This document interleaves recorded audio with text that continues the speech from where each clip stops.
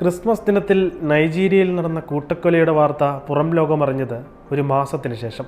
ബെന്യൂ സംസ്ഥാനത്തെ ഗബ്ഗോക്കോ രൂപതയുടെ കീഴിലുള്ള സെന്റ് മേരീസ് ഇടവകയിലാണ് ക്രിസ്തുമസ് ദിനത്തിൽ ആക്രമണമുണ്ടായതെന്ന് aid to the church in need report ചെയ്തു. അജ്ഞാത സംഘം നടത്തിയ ആക്രമണത്തിൽ അൻവാസെ പട്ടണത്തിൽ 47 ക്രൈസ്തവരെങ്കിലും കൊല്ലപ്പെട്ടു. മുതിർന്നവരുടെയും കുട്ടികളുടെയും ജീവൻ അപഹരിച്ച ആക്രമണത്തിൽ സെന്റ് മേരീസ് ഇടവകയിലെ ദേവാലയം, ക്ലിനിക്, സ്കൂൾ കെട്ടിടങ്ങൾ, ഇടവക കേന്ദ്രം എന്നിവയുൾപ്പെടെ 8 കെട്ടിടങ്ങൾ കത്തിനശിച്ചതായി ഗബ്ഗോക്കോ രൂപതയിലെ Caritas executive director father Nash പറഞ്ഞു.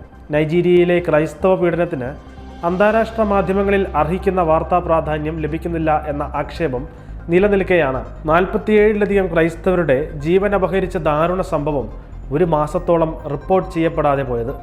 മുസ്ലിം സമുദായത്തിന് ഭൂരിപക്ഷമുള്ള വടക്കൻ നൈജീരിയയ്ക്കും ക്രൈസ്തവർക്ക് ഭൂരിപക്ഷമുള്ള തെക്കൻ നൈജീരിയയ്ക്കുമിടയിൽ മധ്യത്തിലായി സ്ഥിതി ചെയ്യുന്ന സംസ്ഥാനമാണ് ബെന്യൂ. അടുത്തിടെ ഫുലാനി ഭീകരർക്ക് കൂടുതൽ ആയുധങ്ങൾ ലഭിച്ചതിനെ തുടർന്ന് ഇവിടുത്തെ ജനജീവിതം ദുസ്സഹമായിരിക്കുകയാണ്.